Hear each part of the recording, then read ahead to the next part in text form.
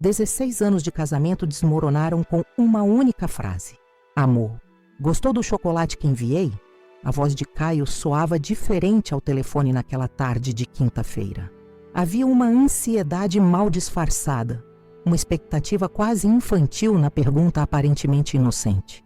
Segurei o celular com mais força, enquanto olhava pela janela do Hospital Esperança, onde trabalhava como enfermeira há mais de uma década. A chuva fina que caía em Recife embaçava a vista da cidade. Não comi. Dei para sua mãe e para sua tia. Respondi casualmente, sem imaginar que aquelas palavras mudariam completamente o rumo da minha existência. O silêncio que se seguiu durou apenas 2 segundos, mas pareceu uma eternidade. Então veio o grito. Um grito que ainda ecoa na minha mente durante as noites de insônia. Você fez o quê? A explosão de pânico na voz dele me paralisou. Meu coração disparou como se tivesse levado um choque. Algo estava profundamente errado. Naquele momento, senti o chão desaparecer sob meus pés. Foi assim que descobri que meu próprio marido tinha enviado chocolates envenenados para mim. Me chamo Vitória Damasceno, tenho 38 anos e até aquele momento acreditava viver uma vida comum em Recife. Nossa rotina era simples. Eu trabalhava como enfermeira especializada em cuidados intensivos. Caio viajava frequentemente como representante farmacêutico. Tínhamos um apartamento confortável no condomínio Costa Atlântica, com vista para o mar. Sem filhos por opção dele, sempre adiada com desculpas sobre estabilidade financeira. As visitas frequentes de Dona Iracema, minha sogra, e Jurema, minha cunhada, eram o maior desgaste do nosso relacionamento. Aquela ligação aconteceu durante meu plantão. Lembro de cada detalhe daquele dia. O cheiro de desinfetante hospitalar, o som distante dos monitores cardíacos, a textura áspera do uniforme azul que eu vestia. O mundo continuava girando normalmente, enquanto o Gomel desabava em câmera lenta. Caio, o que foi? Por que você está gritando?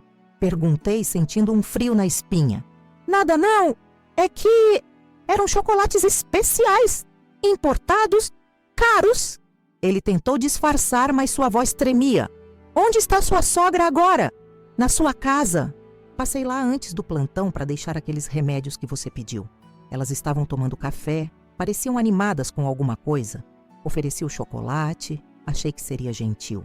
Ouvi uma respiração pesada do outro lado da linha. Preciso desligar. Tem uma emergência. Ele encerrou abruptamente. Fiquei olhando para a tela do celular confusa. O pressentimento ruim tomou conta de mim como uma onda gelada.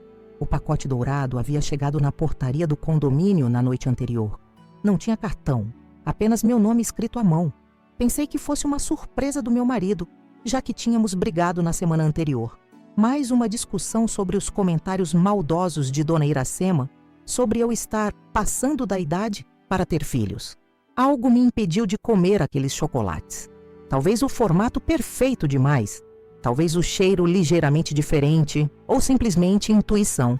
Decidi guardá-los para depois, mas na manhã seguinte, impulsivamente, os levei para minha sogra e sua irmã durante uma visita rápida. Tentei ligar para a casa de Dona Iracema imediatamente após o telefonema estranho de Caio. Ninguém atendeu. Liguei para o celular dela. Caixa postal.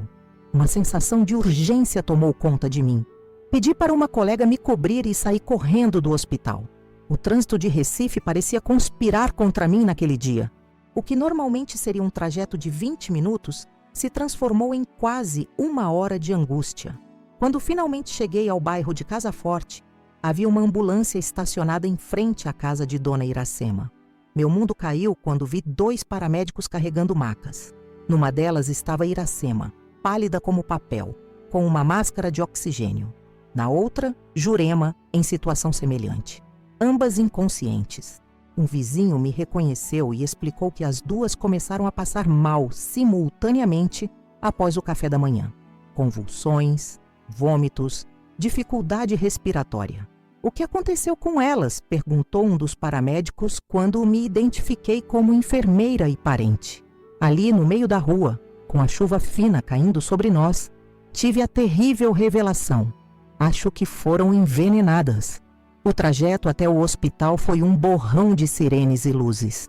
Utilizei meus conhecimentos profissionais para ajudar nos primeiros socorros dentro da ambulância.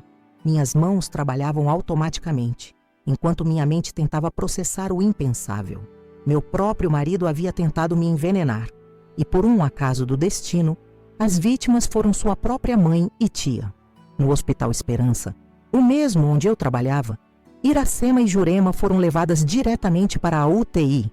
A doutora Renata Fontes, cardiologista de plantão e minha amiga de longa data, questionou sobre o que poderia ter causado aquele quadro. Com a voz trêmula, contei sobre os chocolates e a estranha ligação de Caio. Precisamos fazer exames toxicológicos urgentes, ela determinou com os olhos arregalados de surpresa. E você precisa chamar a polícia. Foi nesse momento que Amanda Cardoso, minha colega mais próxima no hospital, entrou na sala. Ela percebeu meu estado e me puxou para um canto. Vitória, você está bem? Parece que viu um fantasma. As palavras engasgaram na minha garganta. Como explicar que descobri que meu próprio marido tentou me matar? Como processar que, por um acaso, salvei minha própria vida e coloquei 2 outras em risco? Amanda, preciso da sua ajuda, sussurrei, sentindo as lágrimas finalmente rompendo a barreira de choque que me mantinha funcionando até então. Acho que Caio tentou me envenenar com aqueles chocolates. O olhar de incredulidade no rosto dela se transformou em determinação. Amanda sempre foi minha rocha nos momentos difíceis, desde os tempos da faculdade de enfermagem. Você tem alguma prova? Guardei um pedaço do chocolate. Está na minha bolsa, no vestiário. Vou pegar, não se preocupe, vamos resolver isso! Enquanto Amanda saía em busca da possível evidência, fiquei no corredor do hospital, entre a UTI onde lutavam pela vida de Iracema e Jurema, e a recepção por onde a qualquer momento Caio poderia aparecer. Minha mente era um turbilhão de perguntas sem respostas. Por que meu marido faria isso? O que eu havia feito para merecer tal traição? Como não percebi antes os sinais? Naquele momento, encostada na parede fria do hospital, repassei mentalmente os últimos meses. As viagens mais frequentes de Caio, as conversas secretas ao telefone, o computador sempre fechado quando eu me aproximava, o distanciamento emocional, as críticas constantes. Cada peça do quebra-cabeça começava lentamente a se encaixar, formando uma imagem terrível que eu nunca imaginei fazer parte da minha vida. Meu casamento com Caio começou como um conto de fadas, daqueles que fazem você acreditar no amor verdadeiro. Nos conhecemos durante a faculdade. Eu cursava enfermagem e ele farmácia. A química foi instantânea, como se nossas moléculas se reconhecessem. Após 3 anos de namoro, trocamos alianças em uma cerimônia simples na igreja de Nossa Senhora do Carmo, no centro histórico de Recife. Lembro do sorriso dele ao dizer sim, da chuva fina que caiu logo após a cerimônia. Sinal de bênçãos, dizia minha mãe. Se eu soubesse o que o destino reservava, teria corrido na direção oposta. Os primeiros anos foram maravilhosos. Construímos nossa vida juntos, compramos nosso apartamento no condomínio Costa Atlântica, com vista para o mar de Boa Viagem, decoramos cada canto com memórias. Caio foi promovido a representante regional de uma importante indústria farmacêutica. Eu me especializei em enfermagem intensivista no Hospital Esperança, onde construí uma carreira sólida. Éramos jovens, apaixonados, com o futuro inteiro pela frente. A primeira rachadura surgiu com a pressão por filhos. Sempre sonhei em ser mãe, mas Caio encontrava desculpas. Precisamos estabilizar financeiramente. Vamos viajar primeiro. Ano que vem começamos a tentar. Os anos passaram e o ano que vem nunca chegou. Quando completei 35, percebi que talvez o sonho da maternidade ficasse apenas no terreno dos desejos não realizados. Dona Iracema, minha sogra, não ajudava. Suas visitas tornaram-se verdadeiros tribunais onde eu era sempre a ré. Uma mulher sem filhos é como uma árvore sem frutos, dizia sem disfarçar a decepção na voz. Sua irmã, Jurema, acompanhava o coro com acenos de cabeça e suspiros dramáticos. Caio, que antes me defendia, passou a ficar em silêncio. Sua cumplicidade com a mãe crescia na mesma proporção em que nosso relacionamento esfriava. Há 2 anos, notei as primeiras mudanças significativas no comportamento dele. Começou com pequenas alterações na rotina. Chegadas mais tarde do trabalho, viagens que se estendiam sem explicação, telefonemas atendidos em voz baixa no banheiro. Na época, atribuí ao estresse profissional. Como fui ingênua, certa noite, acordei com a luz do escritório acesa. O relógio marcava 3h22 da madrugada. Encontrei Caio absorto na tela do computador, os dedos digitando freneticamente. Quando me aproximei, ele fechou todas as janelas com um movimento brusco. "O que foi?" perguntou com irritação na voz, como se eu tivesse invadido seu território. "Está tudo bem? É tarde. Trabalho. Preciso entregar um relatório amanhã." Aceitei a explicação, mas algo na sua postura defensiva plantou a primeira semente de dúvida.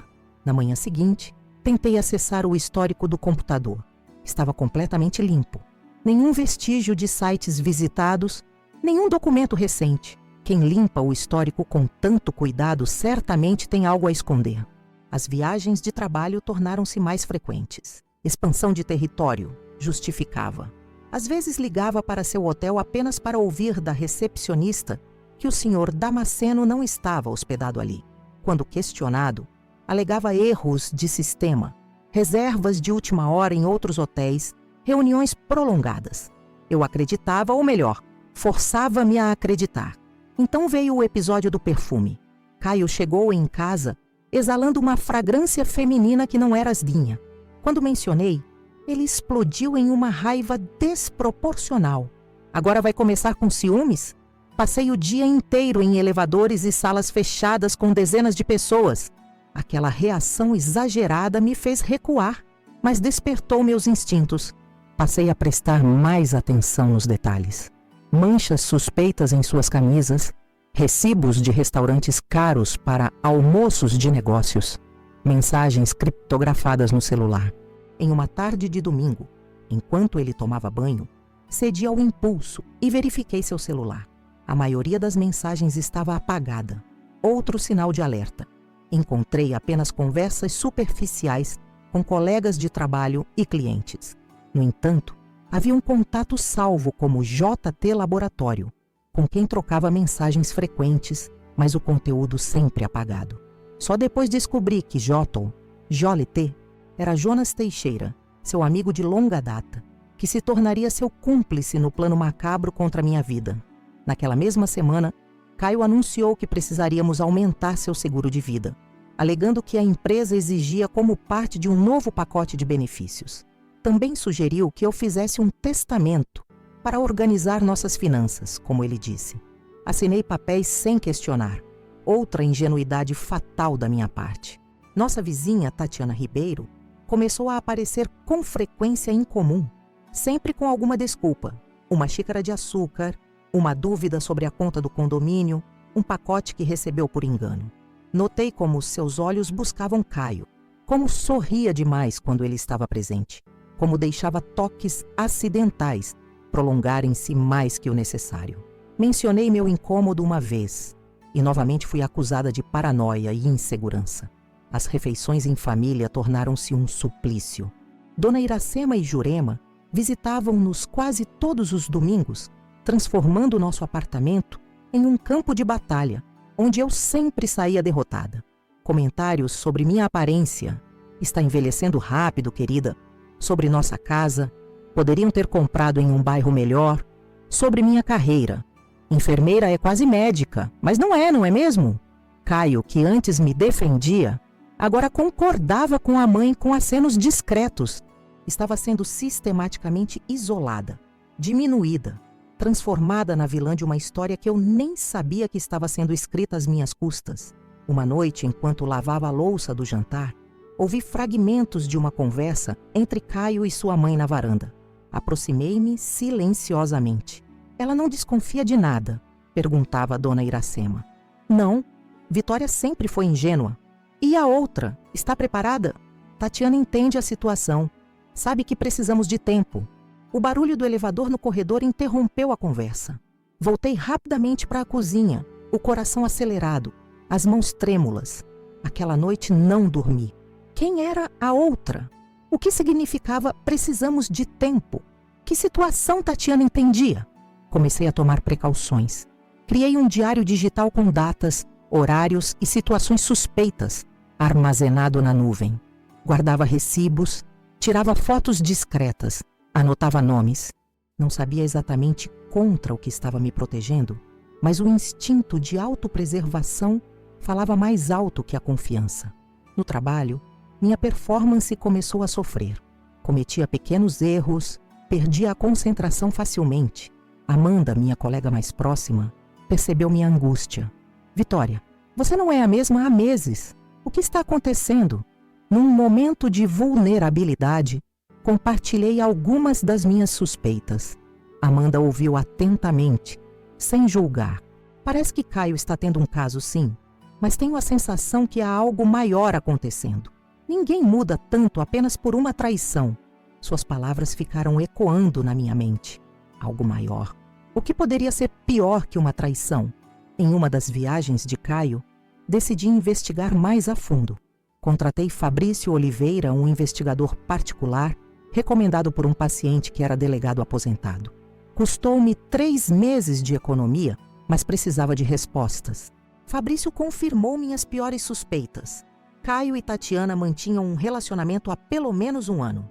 Encontravam-se em um flat no bairro de Boa Vista, quando ele supostamente estava em viagens de trabalho. Mas havia mais. O investigador fotografou encontros secretos entre Caio, Jonas Teixeira e, surpreendentemente, Dona Iracema, no Parque da Jaqueira, longe dos lugares que frequentávamos. Eles estão planejando algo, disse Fabrício, mostrando-me as imagens. A forma como conversam, os papéis que trocam, o cuidado para não serem vistos juntos em público. Isso não é apenas um caso extraconjugal. Estava prestes a confrontar Caio quando aconteceu o episódio dos chocolates. 2 semanas antes daquele telefonema fatídico, comecei a sentir sintomas estranhos. Fadiga extrema, dores nas articulações, náuseas ocasionais. Atribuí ao estresse as noites mal dormidas ruminando suspeitas. Fiz exames básicos no hospital. Nada conclusivo apareceu. No entanto, notei que os sintomas pioravam após as refeições em casa, especialmente quando Caio insistia em preparar meu chá noturno. Um hábito recente e suspeitamente atencioso vindo de alguém que se tornara tão distante. Comecei discretamente a despejar o chá na pia quando ele não estava olhando, alegando que havia tomado. Coincidência ou não, os sintomas diminuíram. Numa tarde de folga, enquanto arrumava o armário do banheiro, encontrei um frasco pequeno escondido atrás dos medicamentos. Não tinha rótulo, apenas um líquido transparente. Meus conhecimentos de enfermagem me alertaram. Substâncias sem identificação nunca são inofensivas. Guardei o frasco em um local seguro para posterior análise. Dias depois, o pacote dourado com os chocolates chegou. Sem cartão, apenas meu nome escrito em uma caligrafia que não reconheci imediatamente. "Chegou para você", disse o porteiro. Um entregador deixou. A embalagem era elegante, chocolates importados aparentemente. Mas algo me incomodou. Por que Caio mandaria chocolate sem aviso? Por que não entregar pessoalmente? Estávamos morando sob o mesmo teto, afinal. E por que usar uma caligrafia disfarçada? Analisei os doces com cuidado. Pareciam normais, mas decidi não comer. Uma intuição, talvez, ou simplesmente o acúmulo de suspeitas que já haviam me tornado cautelosa com tudo que vinha dele. Na manhã seguinte, antes do meu plantão, passei pela casa de Dona Iracema para entregar medicamentos que Caio havia pedido. Ela e Jurema estavam tomando café, animadas com algo que interromperam de discutir quando entrei. "Trouxe algo para vocês", disse, oferecendo os chocolates. "Chegaram ontem, mas estou evitando doces." O brilho de cobiça nos olhos delas foi imediato. Ou seria outro sentimento? Agora, em retrospecto, questiono se não havia um lampejo de pânico rapidamente disfarçado. "Que gentil, querida", disse Dona Iracema, pegando a caixa com um sorriso forçado. "Uma raridade vinda de você", completou Jurema, sempre ácida. Saí dali e fui para o hospital, sem imaginar o caos que se desenrolaria horas depois. E então veio aquele telefonema. A pergunta aparentemente inocente: "Gostou do chocolate que enviei?" E minha resposta, que detonou a bomba: "Não comi. Dei para sua mãe e para sua tia." O grito desesperado de Caio revelou mais do que 1000 confissões. Naquele instante, todas as peças se encaixaram. As mudanças de comportamento, os encontros secretos, O frasco misterioso, os sintomas inexplicáveis, o seguro de vida aumentado, as conversas sussurradas. Meu marido estava tentando me matar lentamente, enquanto dirigia desesperadamente para a casa de Dona Iracema, após o telefonema. Minha mente processava a monstruosidade do que estava acontecendo. O homem que jurou me amar, até que a morte nos separasse, estava ativamente buscando apressar essa separação. E não apenas isso. Havia conseguido o apoio da própria mãe e tia nesse plano macabro. As consequências daquele dia transformariam minha vida para sempre, mas também serviriam como um terrível lembrete de que, às vezes, o veneno mais letal vem embrulhado nos pacotes mais bonitos, oferecidos pelas mãos que juramos confiar. O tempo dentro da ambulância parecia distorcido, como se cada segundo durasse uma eternidade. As sirenes cortavam o ar úmido de Recife, enquanto eu segurava a mão fria de Dona Iracema, monitorando seus sinais vitais. Ironicamente, estava usando meus conhecimentos profissionais para salvar a vida de alguém que, aparentemente, tinha conspirado para tirar a minha. Pressão caindo, informei ao paramédico, mantendo a voz firme apesar do turbilhão emocional que me consumia por dentro. Quanto tempo depois de comerem os chocolates começaram os sintomas? Perguntou ele, aplicando mais uma dose de medicação na veia da minha sogra. Não sei ao certo. Cheguei lá e já estavam assim. Olhei para Jurema na outra maca. Sua pele adquirira um tom acinzentado, os lábios levemente azulados. Ambas apresentavam sintomas clássicos de envenenamento agudo. Pupilas dilatadas, sudorese intensa, arritmia cardíaca, convulsões. Quando chegamos ao Hospital Esperança, a equipe de emergência já nos aguardava. Dr. Paulo Medeiros, farmacêutico clínico e amigo de longa data, aproximou-se imediatamente. Vitória, o que aconteceu? Paulo, preciso que analise isto com urgência, sussurrei, entregando-lhe discretamente um pedaço do chocolate que havia guardado no bolso. Acho que é veneno. Seus olhos se arregalaram, mas ele entendeu a gravidade da situação sem precisar de mais explicações. Guardou a amostra e assentiu silenciosamente. Vou fazer isso agora mesmo. Enquanto isso, vamos tratar as pacientes com protocolo padrão para intoxicação desconhecida. As horas seguintes foram frenéticas. Lavagem gástrica, carvão ativado, medicações para estabilizar os batimentos cardíacos. Eu alternava entre ajudar nos procedimentos e observar a entrada do hospital, temendo e esperando a chegada de Caio a qualquer momento. Amanda entrou na sala de tratamento com minha bolsa do vestiário. Encontrei o que pediu, disse ela, indicando com os olhos que havia localizado o frasco misterioso que eu guardara dias antes. Entregue ao Paulo junto com a amostra do chocolate, instruí. E se Caio aparecer, me avise antes que ele me veja. A expressão dela mesclava preocupação e indignação. Você realmente acha que seu marido... que ele tentou? Não consegui completar a frase em voz alta. Era como se pronunciar as palavras tornasse tudo mais real, mais insuportável. Preciso de certeza, respondi, engolindo o nó na garganta. 3 horas depois, Paulo me chamou para uma pequena sala nos fundos do laboratório do hospital. Seu rosto grave confirmou minhas suspeitas antes mesmo que ele falasse. Encontramos traços de um composto à base de talho nos chocolates, explicou ele, mostrando-me os resultados preliminares. É um metal pesado, altamente tóxico, quase impossível de detectar em exames comuns. Talho, repeti sentindo um arrepio.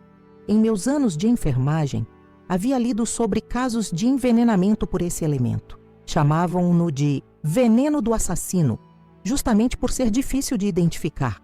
Os sintomas iniciais imitavam diversas doenças: fadiga, dores articulares, queda de cabelo, problemas gastrointestinais. Com o tempo, levava à falência de múltiplos órgãos. E no frasco? Perguntei, temendo a resposta. Solução concentrada do mesmo elemento. Se alguém estivesse consumindo pequenas doses disso regularmente, não precisou concluir. Entendi o plano terrível. Caio vinha me envenenando lentamente, provavelmente através do chá noturno e outras comidas, causando deterioração gradual da minha saúde. Os médicos diagnosticariam alguma doença misteriosa, talvez autoimune ou degenerativa. Quando eu finalmente sucumbisse, pareceria morte natural. Os chocolates eram apenas para acelerar o processo. Temos que chamar a polícia, afirmou Paulo, colocando a mão em meu ombro. Naquele momento, Amanda irrompeu na sala, ofegante. Caio acabou de chegar. Está na recepção perguntando sobre a mãe dele. Meu coração disparou. Ele não pode me ver ainda. Não assim sem eu estar preparada. Paulo assentiu. Vou distraí-lo enquanto você sai pelos fundos. Amanda, leve-a até a delegacia e depois para um lugar seguro. No estacionamento dos funcionários, Amanda me conduziu até seu carro. Para onde vamos? Primeiro precisamos de provas concretas, respondi repentinamente determinada. Ele pode alegar que os chocolates foram contaminados acidentalmente ou que alguém os adulterou. Precisamos do computador dele, do celular, de algo que comprove a premeditação. Você não está pensando em voltar para casa? Exclamou ela, horrorizada. Ele não estará lá. Ficará no hospital com a mãe por horas. É nossa chance. Amanda relutou, mas finalmente concordou em me levar até o condomínio. Durante o trajeto, liguei para Fabrício, o investigador particular. Preciso da sua ajuda imediatamente. Questão de vida ou morte. Em 30 minutos, estávamos os 3 no apartamento. Fabrício trouxe equipamentos para quebrar senhas e extrair dados de dispositivos eletrônicos. Começamos pelo escritório, onde Caio passava horas trancado. Procurem qualquer coisa suspeita, instruí. Documentos, anotações, substâncias estranhas. Vasculhamos metodicamente cada gaveta, cada pasta. Encontramos o contrato do seguro de vida no meu nome. R$2 milhões. Uma soma absurda para nosso padrão financeiro. A apólice havia sido alterada recentemente, com cláusulas específicas para morte por causas naturais. O computador estava trancado com senha. Fabrício conectou um dispositivo ao HD. Isso vai demorar um pouco, informou. Continuei procurando. No fundo da gaveta de meias de Caio, encontrei uma pequena caderneta preta. As anotações fizeram meu sangue gelar. Dia 37, 3 gotas no chá. Efeito: enjoo matinal, dor de cabeça severa. Dia 45, 4 gotas no suco. Efeito: tontura, confusão mental leve. Dia 52, 5 gotas na sopa. Efeito: fraqueza muscular notável, perda de cabelo iniciada. Um diário meticuloso do meu envenenamento progressivo, escrito pela mão do homem que me jurou amor eterno. Consegui, anunciou Fabrício, indicando o computador. Estamos dentro. Navegamos pelos arquivos, e-mails, histórico de pesquisas. As evidências se acumulavam como peças de um quebra-cabeça macabro.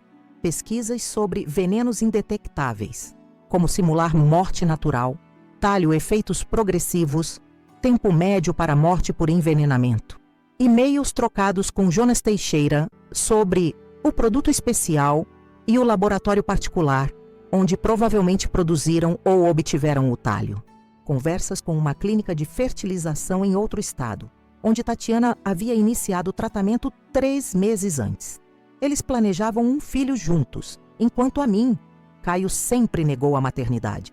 Extratos bancários mostrando transferências regulares para uma conta conjunta que eu desconhecia, provavelmente para financiar a nova vida que ele planejava após minha morte. Precisamos salvar tudo isso, disse Amanda, o horror estampado em seu rosto. Fabrício já trabalhava nisso, copiando arquivos para um pendrive, fotografando documentos. Tem mais, informou ele, abrindo uma pasta protegida. Parece um plano B. A pasta continha fotos minhas manipuladas digitalmente, conversas falsificadas, documentos forjados. Um dossiê meticulosamente construído para me incriminar, caso algo desse errado. Caio planejava me acusar de tentar envenená-lo, caso suas intenções fossem descobertas. Ele pensou em tudo, murmurei, sentindo-me fisicamente doente. Enquanto copiávamos as evidências, meu celular vibrou. Era um número desconhecido. Atendi hesitante. Senhora Vitória, perguntou uma voz masculina. Aqui é o enfermeiro Marcos, do Hospital Esperança. Seu marido está procurando por você. Parece bastante agitado. Gelei. Ele ainda está aí? Não, senhora. Saiu há uns 10 minutos dizendo que ia encontrá-la em casa. Desliguei em pânico. Precisamos sair daqui agora. Caio está vindo. Coletamos apressadamente todas as provas que conseguimos e corremos para o carro. Mal tínhamos chegado ao elevador quando ouvimos o barulho de chaves na porta do apartamento. Por aqui, sussurrou Amanda. puxando-me para a escada de emergência. Descemos os 15 andares correndo, o coração na garganta, a adrenalina bombeando nas veias. No estacionamento, entramos rapidamente no carro de Fabrício, agachando-nos no banco traseiro. "Para a delegacia?" perguntou ele, ligando o motor. "Não", respondi, uma ideia se formando. "Primeiro para o laboratório pernambucano, no bairro do Recife. Precisamos descobrir como eles obtiveram o talho." O laboratório ficava num prédio histórico restaurado na parte antiga da cidade. Naquela hora, apenas o segurança e alguns pesquisadores de plantão estavam presentes. "Como vamos entrar?" questionou Amanda. "Deixem comigo", respondeu Fabrício, tirando um crachá do bolso. "Tenho contatos aqui de um caso anterior. Conseguimos acesso ao registro de visitantes e às câmeras de segurança.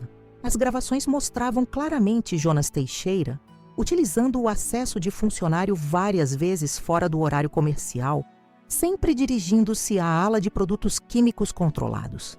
"Ele trabalha aqui?" "Não oficialmente", explicou um funcionário que Fabrício conhecia. "É consultor externo. Não deveria ter acesso a essa área sem supervisão." Obtivemos cópias das gravações e registros de retirada de substâncias. Jonas havia sistematicamente desviado pequenas quantidades de compostos, incluindo sais de talho, ao longo dos últimos 6 meses.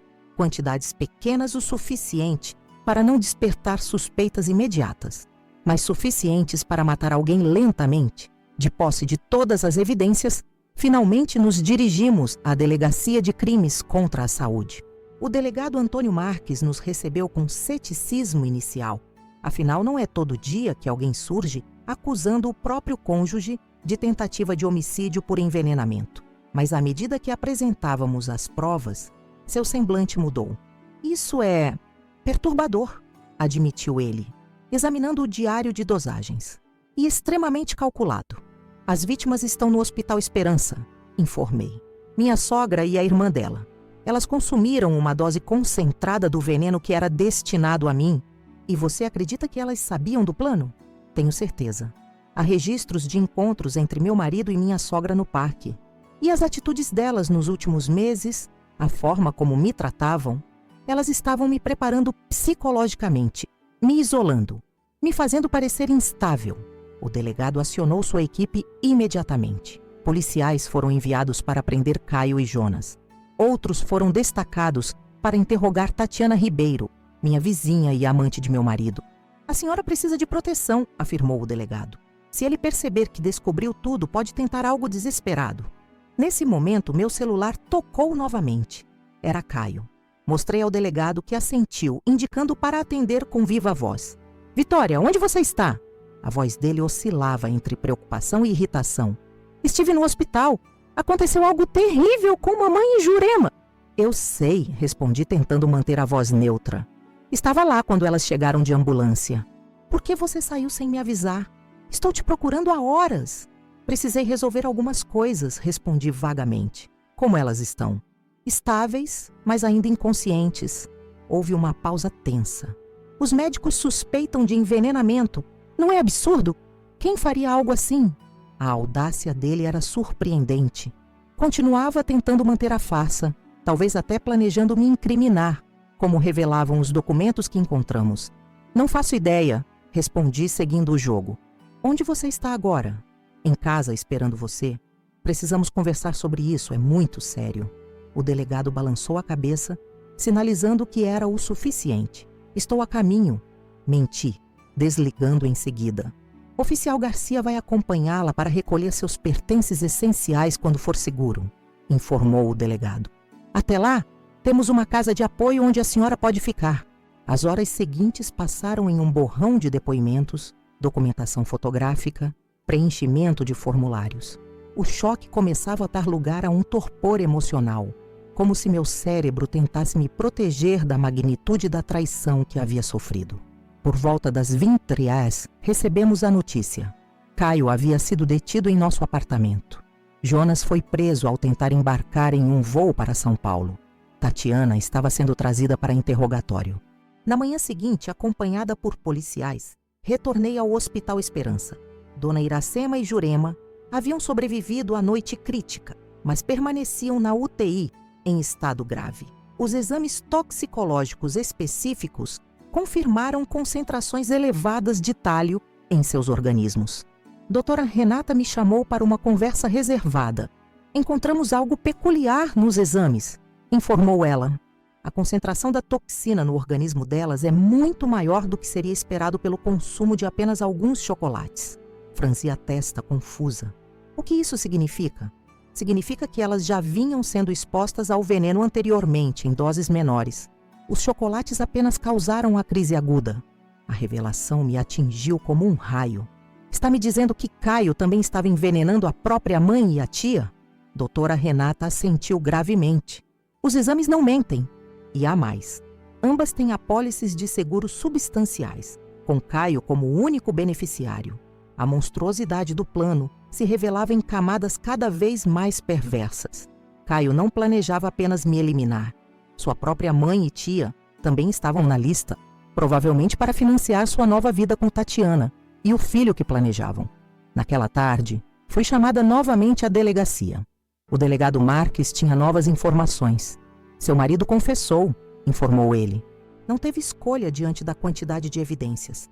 Mas há algo que você precisa saber. Ele deslizou uma pasta pela mesa. Dentro, havia fotos de 3 mulheres que eu nunca tinha visto antes. Essas são Marta Silveira, Cristina Lopes e Joana Menezes. Todas mortas nos últimos 5 anos em diferentes cidades do Nordeste, por causas naturais. Todas casadas com o mesmo homem em épocas diferentes. Senti o sangue congelar. Caio. Ele usava nomes diferentes. Felipe Martins, Carlos Andrade, Bruno Teixeira. Sempre o mesmo modus operandi. Casamento rápido com mulheres financeiramente estáveis. Seguros de vida. Mortes misteriosas após períodos de doença inexplicável. Olhei novamente para as fotos, tentando absorver a verdade impensável. Eu não era a primeira. Era apenas a mais recente em uma série de vítimas de um assassino em série metodicamente cruel. A única diferença é que, por algum milagre do destino, eu havia sobrevivido. Como ninguém descobriu antes. Ele era meticuloso. Mudava de cidade, alterava documentos, criava novas identidades. A conexão só foi feita agora, após inserirmos o caso no sistema integrado de investigação. Saí da delegacia sentindo-me simultaneamente sortuda por estar viva e devastada pela magnitude da traição. O homem com quem compartilhei minha cama, meus sonhos e minha vida por 10 anos era, na verdade, um predador calculista que havia planejado friamente minha morte desde o princípio. Enquanto caminhava pelas ruas de Recife, a cidade que sempre amei parecia estranhamente diferente. As cores menos vívidas, os sons mais distantes. Tudo havia mudado. Eu havia mudado. Sobrevivi ao inimaginável. E agora precisava aprender a viver novamente, carregando o peso dessa terrível descoberta. 3 dias se passaram desde a prisão de Caio. 3 dias em que vivia em um limbo entre a realidade e o pesadelo. Hospedei-me em uma pousada discreta no bairro de Santo Antônio, recomendada pelo delegado Marques. Meu apartamento, antes lar, agora era cena de crime, isolado por faixas amarelas e povoado por peritos em busca de mais evidências. As noites eram as piores. Acordava ensopada de suor, sufocada pela imagem de Caio despejando gotas de veneno em meu chá, observando com olhos calculistas enquanto eu bebia minha própria sentença de morte. Como não percebi? Como não senti o gosto da traição misturado ao sabor de camomila? Naquela quarta-feira, o céu de Recife amanheceu carregado, anunciando tempestade. Combinava com meu estado de espírito quando me dirigia ao Hospital Esperança para meu primeiro plantão desde o ocorrido. Precisava trabalhar, mergulhar na rotina, recuperar algum senso de normalidade. O delegado havia sugerido que eu tirasse licença, mas a ideia de ficar sozinha com meus pensamentos era ainda mais aterrorizante. Tem certeza que está pronta? Perguntou Amanda, me encontrando no vestiário. Não, admiti, vestindo o uniforme azul. Mas preciso fazer algo. Qualquer coisa que me faça sentir útil, viva.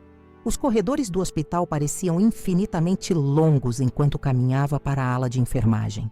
Sentia os olhares, os sussurros. A notícia tinha vazado, inevitavelmente. A enfermeira que quase foi envenenada pelo marido. Minha tragédia pessoal transformada em fofoca de corredor. Doetor. Renata me interceptou antes que chegasse à estação de enfermagem. Vitória, preciso falar com você sobre suas pacientes. Demorei um segundo para entender de quem ela falava. Dona Iracema e Jurema, elas não são minhas pacientes. Tecnicamente não. Mas você é a parente mais próxima agora que meu marido estava preso por tentativa de homicídio. A frase ficou suspensa no ar. Como elas estão? Perguntei, mais por obrigação profissional que por genuína preocupação. Estáveis, mas ainda críticas. O talho causa danos neurológicos severos. Estamos usando o antídoto azul da Prússia, mas o prognóstico é reservado. Algo na minha expressão deve ter revelado o meu conflito interno. Ninguém esperaria que você se preocupasse com elas, considerando as circunstâncias, disse Renata, suavizando o tom. Mas achei que deveria saber. Assenti, agradecendo com um sorriso fraco. Segui para minha ala designada, tentando focar nos pacientes, nas tarefas, no trabalho mecânico que minhas mãos podiam realizar, enquanto minha mente vagava. No horário do almoço, o delegado Marques me ligou. Senhora Vitória, temos novidades. Pode vir à delegacia quando terminar seu turno? Aquelas 8 horas de plantão se arrastaram como se fossem 40. Quando finalmente saí, a chuva castigava Recife impiedosamente. Peguei um táxi até a delegacia, ansiosa e apreensiva. O delegado me recebeu em sua sala, o ventilador de teto girando lentamente, espalhando o ar úmido. Sobre a mesa, várias pastas, fotografias, documentos. Conseguimos reconstruir boa parte da história. Começou ele, indicando que me sentasse. Seu marido, ou melhor, o homem que se apresentou como Caio Damasceno, mantinha pelo menos 3 identidades simultâneas. Ele espalhou documentos na mesa, carteiras de identidade, passaportes, certidões, todos com a foto de Caio, todos com nomes diferentes. Identificamos seu verdadeiro nome, Eduardo Monteiro, nascido em Fortaleza, 1983. Abandonou a faculdade de Química no 3º ano. Possui ficha criminal por estelionato em 2 estados. A foto mais antiga mostrava um Caio, não Eduardo, mais jovem com expressão arrogante, em uma foto policial. A mãe dele, a verdadeira, falecida há 15 anos. Iracema Damasceno não era sua mãe biológica, mas sua cúmplice, contratada para interpretar o papel. Assim como Jurema, meu estômago se contorceu. Cada nova revelação era mais perversa que a anterior. Então todo o relacionamento familiar era uma farsa elaborada, montada para dar credibilidade à identidade de Caio. Criar uma estrutura social ao redor de vocês. Jurema e Iracema são, na verdade, Marlene e Solange Torres, irmãs com passagens por fraudes previdenciárias. Senti uma onda de náusea. Não apenas meu casamento, mas todo o círculo social que o envolvia era uma mentira cuidadosamente orquestrada. Cada domingo em família, cada aniversário, cada discussão sobre filhos, tudo parte de um teatro macabro. E Jonas? Tatiana? Jonas Teixeira é primo de Eduardo, cúmplice em pelo menos 2 dos assassinatos anteriores. Tatiana era a próxima esposa na fila, por assim dizer. Eles mantinham um relacionamento há pelo menos 3 anos, desde antes de você e Caio se mudarem para o condomínio. 3 anos. Metade do tempo do meu casamento. Enquanto eu construía uma vida com quem acreditava ser meu marido, ele já planejava minha substituição. Por que não me mataram de forma mais direta? Um acidente? Um assalto? O método do envenenamento lento tem várias vantagens para eles, explicou o delegado. Primeiro, é quase impossível de detectar sem exames específicos. Segundo, cria um histórico médico de deterioração gradual, tornando a morte menos suspeita. Terceiro, dá tempo para preparar tudo. Documentos, transferências financeiras, álibis. Olhei para as fotos das outras vítimas espalhadas sobre a mesa. Mulheres comuns como eu. Profissionais independentes, confiantes. Vidas interrompidas pela ganância de um predador. E o que acontece agora? Eduardo, Jonas e Tatiana permanecerão presos aguardando julgamento.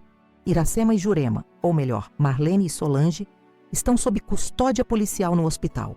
Assim que tiverem condições, serão transferidas para a penitenciária. Saí da delegacia sentindo o peso do mundo sobre meus ombros. A chuva havia diminuído para uma garoa fina, quase uma névoa que envolvia a cidade. Caminhei sem rumo pelas ruas do centro, tentando processar a magnitude do que havia descoberto. Tudo em que acreditei durante uma década era mentira. O homem com quem compartilhei minha cama nunca existiu. Foi apenas um alvo, um meio para um fim, uma fonte de recursos a serem drenados e descartados. As memórias que considerava preciosas agora estavam contaminadas, como fotografias antigas manchadas por água suja. Sem perceber, meus passos me levaram até a praia de Boa Viagem. O mar estava revolto, ondas cinzentas quebrando com fúria contra essa areia.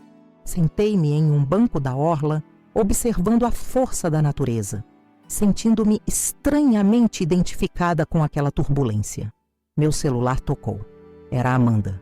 "Onde você está? Estou preocupada." "Na praia", respondi, a voz embargada pela emoção contida. Precisava pensar. "Não deveria ficar sozinha agora. Vou te buscar." 20 minutos depois, ela estacionou próximo à orla. Entramos em seu carro, o silêncio pesado entre nós. Finalmente ela quebrou o gelo. Doutora Renata pediu para avisar. Dona Iracema, ou seja lá qual for o nome dela, acordou. Senti um arrepio percorrer minha espinha. Ela disse algo. Está confusa, desorientada.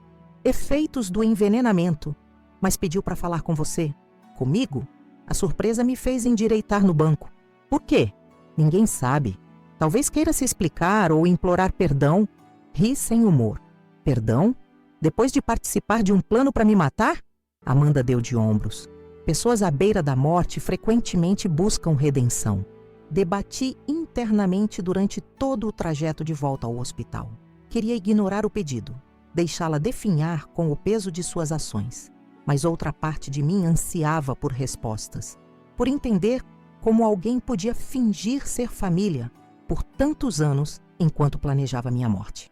O corredor da UTI estava silencioso, exceto pelo bip constante dos monitores. Iracema, ou Marlene, estava isolada em um quarto sob vigilância policial. Seu corpo frágil parecia ainda menor contra os lençóis brancos, conectada a tubos e máquinas. O talho havia devastado seu organismo de forma muito mais severa que o planejado para mim. Aproximei-me cautelosamente, sentando na cadeira ao lado do leito. Seus olhos se abriram lentamente, pupilas dilatadas focando com dificuldade em meu rosto. "Vitória!" articulou com esforço, a voz quase inaudível. "Estou aqui", respondi secamente. "O que você quer?" Ela tentou mover a mão em minha direção, os dedos trêmulos. Instintivamente recuei. "Perdão", murmurou. "Perdão?" Repeti, incrédula. "Você fingiu ser minha sogra por 10 anos.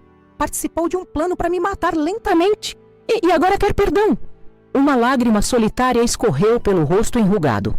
"Não, sabia do veneno. Não minta, não agora." "Verdade", insistiu, cada palavra custando um esforço visível. "Pensava que era só testamento, dinheiro." Estreitei os olhos, cética. "Está dizendo que não sabia que ele planejava me envenenar?" Ela fez um movimento mínimo com a cabeça, afirmando. "Descobri quando chocolates." A implicação me atingiu como um golpe. Se ela estava falando a verdade, Iracema, Marlene, descobriu o plano completo apenas quando viu os chocolates envenenados. Chocolates que ela mesma consumiu, sem saber que continham veneno suficiente para matar. Por isso ficou tão animada quando levei os chocolates. Pensou que fossem normais? Outro aceno afirmativo fraco. "Eduardo, enganou todos." "Eduardo", repetiu o nome estranho. "Nem sei quem é essa pessoa." Ela tentou falar mais, mas foi interrompida por uma crise de tosse. Um filete de sangue escorreu pelo canto de sua boca. O monitor cardíaco começou a emitir alertas. A equipe médica invadiu o quarto, empurrando-me para fora. Através da janela de vidro, vi a luta frenética para estabilizá-la. 15 minutos depois, doutora Renata saiu, tirando as luvas com um suspiro pesado. Ela está viva, mas muito frágil. O talho destruiu grande parte do tecido renal e hepático. É questão de tempo. Assenti, absorvendo a informação. E a outra? Jurema? Ainda inconsciente. Condição similar. Voltei para Pirapousada naquela noite com mais perguntas que respostas. Seria possível que Iracema realmente desconhecesse a extensão do plano? Ou era uma última tentativa de manipulação, buscando uma morte menos solitária? Na manhã seguinte, ao chegar ao hospital para meu plantão, soube que Iracema havia falecido durante a madrugada. Falência múltipla dos órgãos, consequência direta do envenenamento agudo por talho. Jurema permanecia em estado crítico, com prognóstico igualmente sombrio.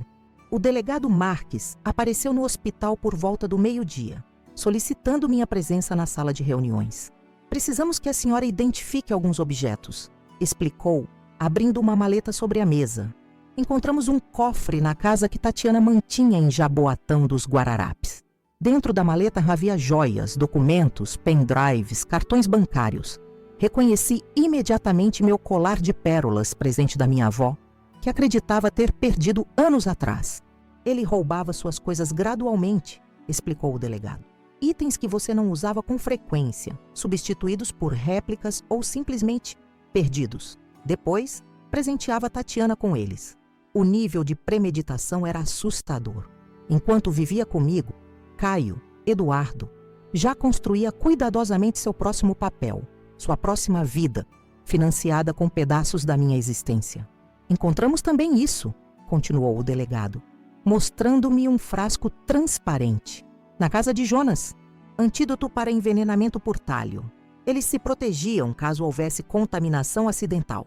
Mas não compartilharam com Iracema e Jurema, observei. Exatamente. Elas eram descartáveis para ele, assim como todas as outras pessoas em sua vida. À tarde, recebi outra visita inesperada. Uma mulher de meia idade, cabelos grisalhos e expressão cansada. Meu nome é Glória Silveira, apresentou-se. Minha irmã Marta foi uma das vítimas de Eduardo Monteiro. Sentamos na lanchonete do hospital, duas mulheres unidas pela tragédia causada pelo mesmo homem. Marta morreu há 4 anos, contou Glória, mexendo distraidamente o café. Doença misteriosa, disseram os médicos. Depois do funeral, ele desapareceu com todo o dinheiro dela. Sempre desconfiei, mas nunca consegui provar nada. Até agora, ela me mostrou fotos da irmã. Uma mulher sorridente, cheia de vida, ao lado do homem que eu conheci como meu marido. Viajei de Natal assim que vi a notícia, continuou. Precisava ver com meus próprios olhos, ter certeza de que ele finalmente pagaria pelo que fez. Sinto muito pela sua irmã. Falei sinceramente. Eu sinto por todas nós, respondeu ela, segurando minha mão. Mas você sobreviveu. Isso significa que ele finalmente foi interrompido. Quantas outras teriam sido vítimas se você não tivesse descoberto? Suas palavras despertaram algo em mim, uma perspectiva que não havia considerado.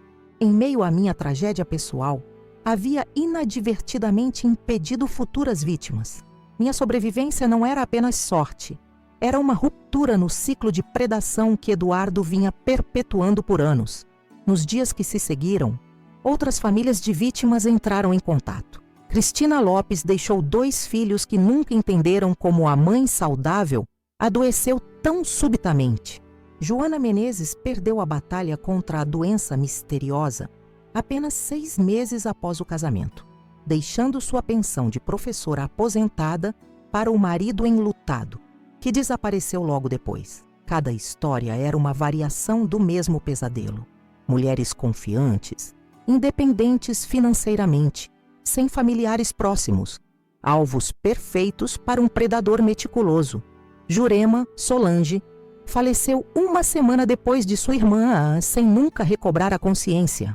Ironicamente, fui eu quem assinou a liberação do corpo, como parente mais próxima de acordo com a farsa que havíamos vivido por 1 década.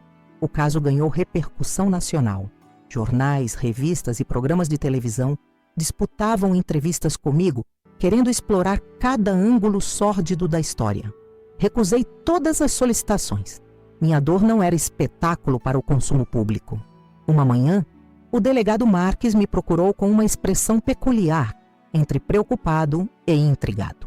encontramos algo que acredito que a senhora deva ver, anunciou, entregando-me um envelope. Dentro, havia uma série de exames médicos em meu nome. Exames que eu nunca havia feito com resultados que jamais vi. Onde encontraram isso? Perguntei, folheando os papéis. No laboratório clandestino que Jonas mantinha. Aparentemente, Eduardo vinha coletando amostras suas durante o sono. Fios de cabelo, unhas, sangue. Monitorava regularmente os níveis de talho no seu organismo. Os papéis tremeram em minhas mãos. A violação era tão profunda, tão íntima, que senti náusea. Enquanto eu dormia, confiante na segurança do meu lar, ele coletava partes do meu corpo, quantificando metodicamente o veneno que se acumulava em mim. Tem mais uma coisa, continuou o delegado hesitante. Os médicos sugerem que a senhora faça uma bateria completa de exames. Pela cronologia que reconstruímos, o envenenamento começou há aproximadamente 8 meses. Mesmo em doses pequenas, o talho pode causar danos permanentes. A revelação me atingiu como um soco no estômago. Não apenas meu passado havia sido roubado, mas meu futuro também poderia estar comprometido. Que sequelas invisíveis aquele homem havia deixado em meu corpo?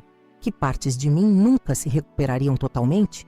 Naquela noite, fitando o teto do quarto na pousada, percebi que a verdadeira crueldade do que Eduardo havia feito ia muito além do envenenamento físico. Ele havia envenenado minha capacidade de confiar, de acreditar, de amar. Havia contaminado minhas memórias, transformado meu passado em uma mentira elaborada, feito da minha vida uma ficção cruel. Mas estava viva. Sobrevivi não apenas ao veneno químico, mas à tentativa de apagar minha existência. E enquanto as ondas do mar de Recife continuavam a quebrar contra a areia, implacáveis e eternas, prometi a mim mesma que não seria definida por essa traição. O destino havia dado voltas de forma inesperada, transformando a vítima em sobrevivente, o alvo em testemunha, a presa em caçadora da verdade. O dia do julgamento chegou com um céu azul celeste sobre Recife, uma ironia meteorológica diante da escuridão que seria exposta naquela sala de tribunal. Vesti-me com cuidado. Blazer azul marinho, calça social preta, cabelo preso em um coque discreto. Queria parecer forte e inabalável. A imagem de uma sobrevivente, não de uma vítima. O Fórum Desembargador Rodolfo Aureliano, imponente construção no centro da cidade, fervilhava de atividade. Jornalistas aglomeravam-se na entrada, ávidos por capturar o rosto da viúva que sobreviveu ao marido assassino em série, como os tabloides me apelidaram sensacionalisticamente. Amanda me acompanhou, servindo como escudo humano contra os flashes e microfones que se estendiam em minha direção. Entramos por uma porta lateral, guiadas por um oficial de justiça. "Está preparada?" perguntou ela, apertando minha mão enquanto aguardávamos em uma antessala. "Não", respondi honestamente. Como alguém se prepara para encarar o homem que planejou sua morte durante anos? A sala do tribunal possuía aquela solenidade opressiva típica dos espaços onde vidas são julgadas e sentenças proferidas. Madeira escura, bandeiras oficiais, o brasão da República. Sentei-me no lugar designado, sentindo o peso dos olhares sobre mim. E então ele entrou. Eduardo Monteiro, o homem que conheci como Caio Damasceno, escoltado por 2 policiais, vestindo uniforme laranja de presidiário, algemas nos pulsos e tornozelos. Mais magro, barba por fazer, olheiras profundas. Ainda assim, mantinha aquela postura ereta, quase arrogante, que sempre confundi com confiança. Nossos olhares se cruzaram por um breve momento. Não encontrei remorso naqueles olhos castanhos que um dia acreditei conhecer tão bem. Apenas uma frieza calculista, talvez uma pitada de irritação por ter sido capturado. Jonas e Tatiana foram trazidos em seguida, sentando-se em bancos separados. Jonas parecia um animal acuado, os ombros curvados, evitando olhar para qualquer direção. Tatiana, ao contrário, mantinha a cabeça erguida, como se ainda acreditasse em alguma possibilidade de absolvição. O julgamento começou com as formalidades de praxe. A promotora Luísa Vasconcelos, uma mulher de meia idade com voz potente e presença magnética, apresentou as acusações. Homicídio qualificado com requintes de crueldade na forma tentada contra Vitória Damasceno. Homicídio qualificado consumado contra Marlene Torres e Solange Torres, anteriormente conhecidas como Iracema e Jurema Damasceno. Homicídio qualificado consumado contra Marta Silveira, Cristina Lopes e Joana Menezes. Formação de quadrilha, estelionato, falsidade ideológica, lavagem de dinheiro. A lista parecia interminável. A cada nova acusação, sentia o peso da realidade se assentando mais profundamente em meus ombros. Não fui apenas traída por um marido infiel. Fui alvo de uma organização criminosa meticulosamente estruturada para explorar e eliminar mulheres. As evidências foram apresentadas metodicamente. Exames toxicológicos, diários de dosagem, transferências bancárias, apólices de seguro, identidades falsas, fotografias das vítimas anteriores. A história macabra de Eduardo Monteiro e seus cúmplices desenrolava-se como um filme de terror diante da corte atônita. Quando chegou minha vez de testemunhar, caminhei até o banco das testemunhas com as pernas trêmulas, mas a determinação férrea. Jurei dizer a verdade. A mão direita sobre a Bíblia, os olhos fixos na juíza, deliberadamente evitando olhar para Eduardo. Por quase 2 horas, narrei nossa história. O encontro na faculdade, o namoro, o casamento, a vida aparentemente normal. Depois, as primeiras mudanças de comportamento, as suspeitas crescentes, as descobertas terríveis. Detalhei como ele gradualmente me envenenava, como monitorava meus sintomas, como registrava friamente minha deterioração programada. Minha voz falhou apenas uma vez, quando descrevi o momento da ligação sobre os chocolates, aquele instante cristalino em que a verdade se revelou em toda sua brutalidade. "E como a senhora se sente agora?" perguntou a promotora, concluindo o interrogatório. Respirei fundo, finalmente permitindo-me olhar diretamente para Eduardo. Me sinto como alguém que acordou de um coma de 10 anos e descobriu que sua vida inteira era uma elaborada mentira. Cada memória, cada momento compartilhado, cada promessa, tudo contaminado. Mas também me sinto grata por estar viva, por ter interrompido um ciclo que já havia tirado outras vidas e continuaria a tirar mais. O advogado de defesa, um homem de expressão severa e terno impecável, tentou criar dúvidas sobre meu testemunho. Insinuou que eu poderia ter envenenado Iracema e Jurema por ciúmes, que inventava acusações contra meu marido por vingança após descobrir sua infidelidade. Suas tentativas pareciam patéticas diante do volume de evidências materiais. Depois de mim, vieram os testemunhos das famílias das outras vítimas. Glória Silveira, irmã de Marta, Felipe Lopes, filho adolescente de Cristina, Antônio Menezes, pai idoso de Joana. Cada história, um espelho da minha própria, variando apenas nos detalhes. O mesmo homem, usando diferentes nomes, tecendo a mesma teia mortal.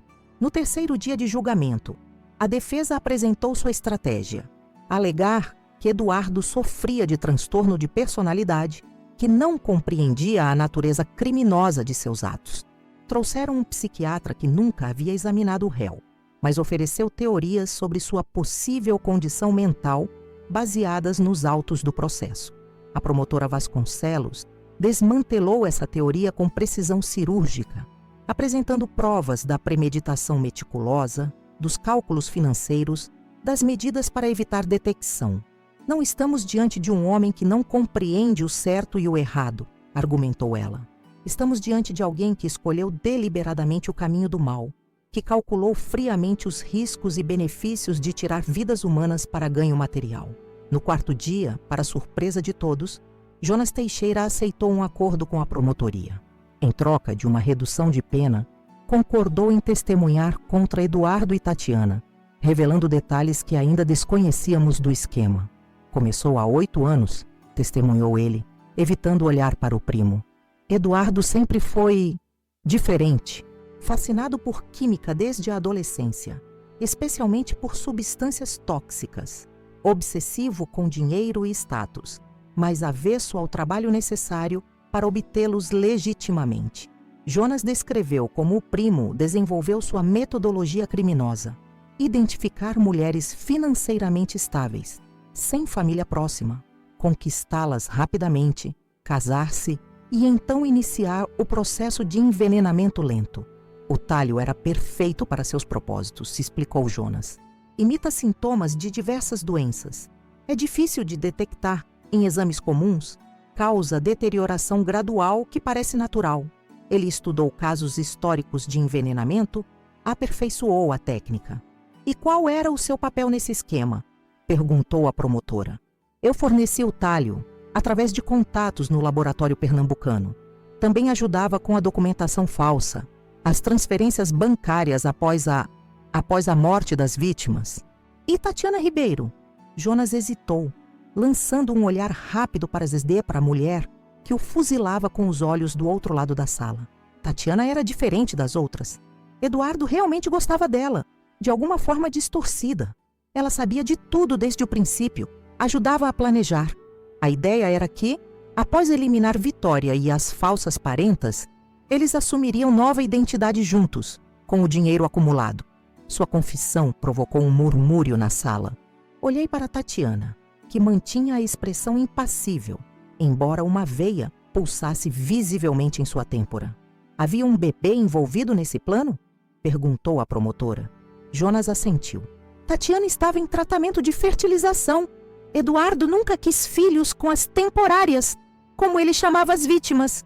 Dizia que complicaria o desaparecimento posterior. Mas com Tatiana, planejava uma vida estável, depois que acumulasse capital suficiente. Aquela revelação foi como um punhal. As inúmeras vezes que expressei meu desejo de ser mãe, sempre adiado com desculpas sobre estabilidade financeira e planejamento. Nunca foi sobre esperar o momento certo. Era simplesmente inconveniente para seu plano de me eliminar. No quinto dia, Eduardo finalmente falou. Recusou-se a demonstrar arrependimento, mantendo a postura de quem ainda acreditava em sua própria superioridade intelectual. Seu depoimento foi uma mistura de meias-verdades e manipulações evidentes. Admito ter mantido relacionamentos simultâneos, declarou com voz controlada. Admito ter usado nomes diferentes em diferentes circunstâncias, mas nego veementemente qualquer envolvimento nas mortes dessas mulheres ou na tentativa contra minha esposa. Sua negação soava absurda diante da montanha de evidências. Mais perturbador ainda foi quando tentou lançar a culpa sobre mim. Vitória sempre foi emocionalmente instável, possessiva. Quando descobriu sobre Tatiana, orquestrou essa conspiração para me incriminar. Os chocolates envenenados eram parte de seu plano, que saiu do controle quando Iracema e Jurema os consumiram. Observei seu rosto enquanto mentia descaradamente. Não havia um único traço do homem que acreditei amar. Talvez nunca houvesse existido. Apenas uma máscara perfeitamente ajustada para me capturar. No sexto dia, quando os advogados apresentaram suas alegações finais, senti uma estranha sensação de desprendimento, como se observasse os procedimentos de fora do meu corpo. A promotora Vasconcelos foi impecável, amarrando todos os elementos do caso em uma narrativa coesa e devastadora. O advogado de defesa parecia ter desistido, limitando-se a argumentos técnicos sobre procedimentos e prazos. Finalmente, no sétimo dia, a sentença foi proferida. A juíza Cláudia Menezes, uma mulher de cerca de 60 anos, com expressão grave e postura rígida, parecia carregar o peso do mundo em seus ombros ao ler a decisão.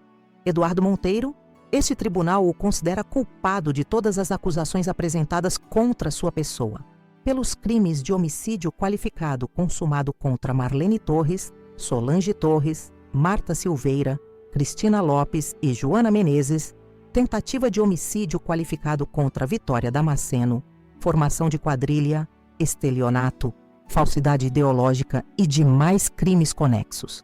O condeno a 153 anos de reclusão em regime inicialmente fechado, sem direito à apelação em liberdade. Um murmúrio percorreu a sala. A juíza continuou, dirigindo-se aos corréus. Jonas Teixeira, considerando sua colaboração com a justiça e confissão, o condeno a 85 anos de reclusão. Tatiana Ribeiro, pelos crimes de participação na tentativa de homicídio, formação de quadrilha e demais crimes conexos, a condeno a 64 anos de reclusão. Quando o martelo bateu, selando oficialmente aquelas sentenças, senti uma onda de emoções contraditórias. Não havia alegria ou triunfo, apenas um alívio exausto, como depois de uma longa e dolorosa cirurgia.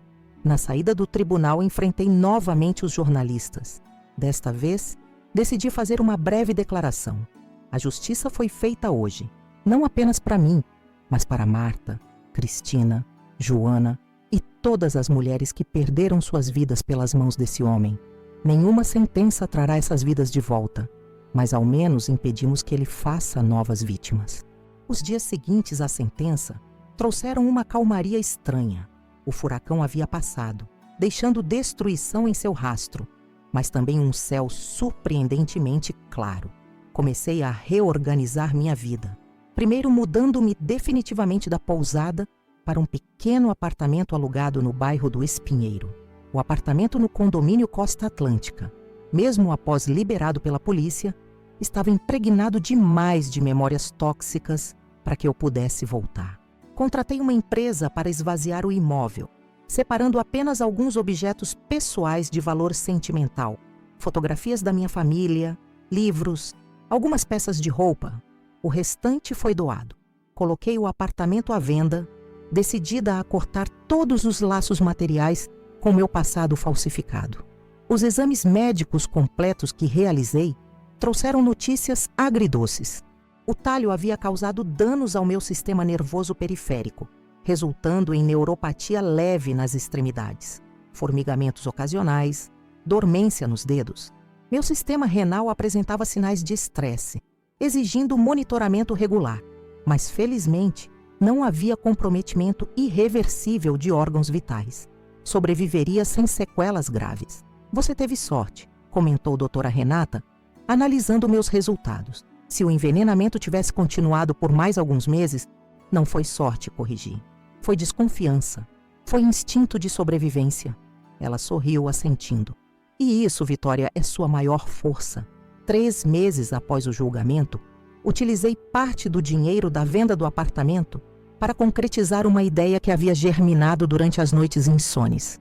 Fundei a ONG Sobreviventes, dedicada a apoiar mulheres em relacionamentos abusivos e potencialmente letais. Aluguei um espaço próximo à praia de Boa Viagem, contratei psicólogos, assistentes sociais e advogados especializados. O caso havia recebido tanta atenção da mídia que, surpreendentemente, doações começaram a chegar de todo o país. Mulheres em situações similares buscavam ajuda, inspiradas pela minha história. Cada uma delas carregava cicatrizes diferentes, mas compartilhávamos aquela compreensão silenciosa de quem sobreviveu ao impensável. Glória Silveira, irmã de Marta, tornou-se voluntária regular, transformando sua dor em ação positiva. Felipe Lopes, o filho adolescente de Cristina, vinha nos finais de semana, ajudando com o site e redes sociais. Uma rede de apoio crescia organicamente, unindo sobreviventes e familiares de vítimas. Em uma tarde ensolarada de setembro, enquanto organizava uma palestra sobre sinais de alerta em relacionamentos potencialmente perigosos, recebi a visita do delegado Marques. Apenas passei para dar notícias, explicou ele, aceitando o café que ofereci. Eduardo Monteiro tentou fugir durante transferência para exame médico. Foi contido, mas feriu gravemente um agente penitenciário. Ele nunca vai mudar, comentei sentindo um calafrio. Sempre buscando uma saída, não importa o custo para os outros. Também descobrimos mais 2 possíveis vítimas, continuou ele. Casos antigos, em Alagoas e Bahia. Estamos reabrindo as investigações. A notícia não me surpreendeu. O monstro que havia partilhado minha cama provavelmente deixara um rastro de destruição muito maior do que jamais saberíamos. Como você está? Perguntou o delegado, com genuína preocupação. Refleti por um momento, olhando pela janela para o mar de Recife, suas ondas incansáveis quebrando na areia clara. Estou reconstruindo, respondi honestamente. Dia após dia, tijolo por tijolo. Às vezes acordo no meio da noite, sentindo o gosto do chá envenenado. Às vezes olho para fotografias antigas e me pergunto como não percebi que estava ao lado de um estranho, mas então lembro que sobrevivi, que interrompi seu ciclo de destruição, que outras mulheres estão vivas porque eu desconfiei daqueles chocolates. O delegado assentiu, compreendendo. Você transformou sua tragédia em propósito. Isso é raro. Não tinha escolha, respondi. Ou permitia que ele me destruísse completamente, mesmo da prisão, ou usava essa experiência para criar algo significativo. Na semana seguinte, nossa ONG foi convidada a participar de um programa nacional sobre violência doméstica. Sentada no estúdio de televisão, as luzes brilhantes sobre mim, compartilhei minha história sem sensacionalismo, focando nos sinais de alerta que ignorei, nas bandeiras vermelhas que racionalizei, nos instintos que sufoquei. O que você diria para mulheres que estão assistindo e talvez reconhecendo padrões similares em seus próprios relacionamentos? Perguntou a apresentadora. Confiem em seus instintos, respondi sem hesitação. Aquela voz pequena dentro de você que sussurra que algo está errado, ouça-a. Documentem comportamentos suspeitos, construam uma rede de apoio. E lembrem-se, amor verdadeiro não dói, não isola, não diminui. Amor verdadeiro não envenena, literal ou metaforicamente. Ao final da entrevista, dezenas de mulheres haviam ligado para a emissora, buscando contato com nossa organização. O caso dos chocolates envenenados de Recife, como a mídia o batizou, tornava-se um ponto de virada na conscientização sobre relacionamentos abusivos no Brasil. Hoje, 2 anos após aquela fatídica ligação sobre chocolates, ainda carrego cicatrizes, físicas e emocionais. Ainda luto contra pesadelos ocasionais. Ainda hesito antes de aceitar qualquer alimento ou bebida de alguém que não conheço profundamente. Mas também carrego uma força que desconhecia possuir, uma clareza de propósito que surgiu das cinzas da minha vida anterior.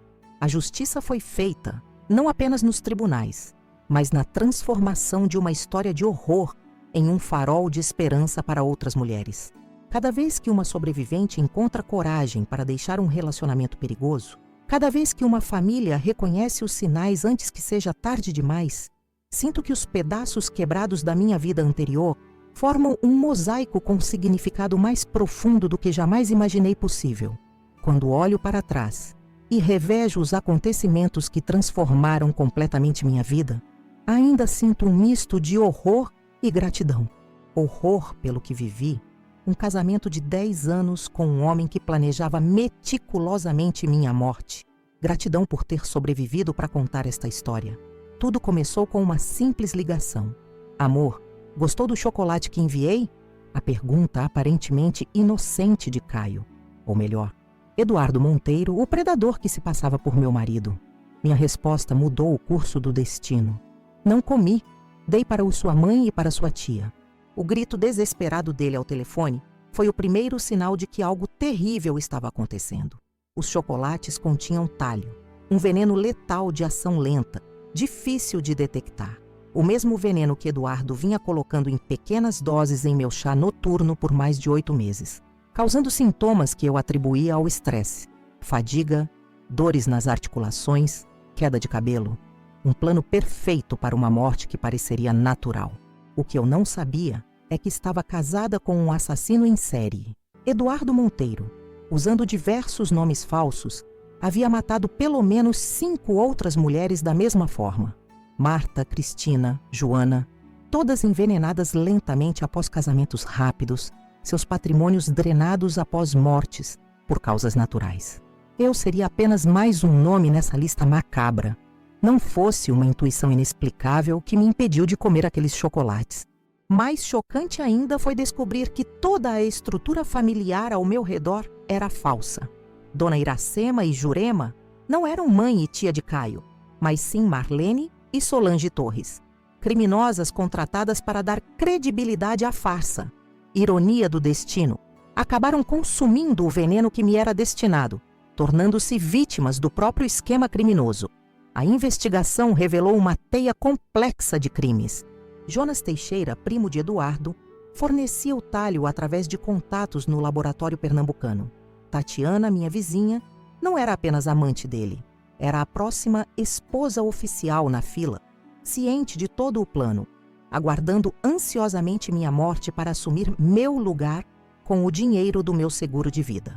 O julgamento expôs a monstruosidade em toda a sua extensão.